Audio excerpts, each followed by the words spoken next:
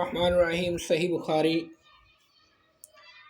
2012 حضرت عائشہ رضی اللہ تعالیٰ عنہ سے روایت ہے، رسول اللہ صلی اللہ علیہ وسلم نے رمضان میں ایک مرتبہ نصف شب کے وقت مسجد میں تشریف لے گئے، وہاں نماز تراویح پڑھی۔ اس صحابہ کرام بھی آپ کے ساتھ نماز میں شریک ہوئے۔ صبح ہوئی تو انہوں نے اس کا چرچا کیا، چنانچہ دوسری رات بھی لوگ جمع ہو گئے اور ان کے ہمراہ نماز تراویح پڑھی۔ دوسری صبح کو زیادہ چرچا ہوا، پھر تیسری رات اس سے بھی زیادہ لوگ جمع ہو گئے۔ رسول اللہ صلی اللہ علیہ وسلم مسجد میں تشریف لائے، نماز پڑھی اور لوگوں نے بھی آپ کی ابتدا میں نماز ادا کی۔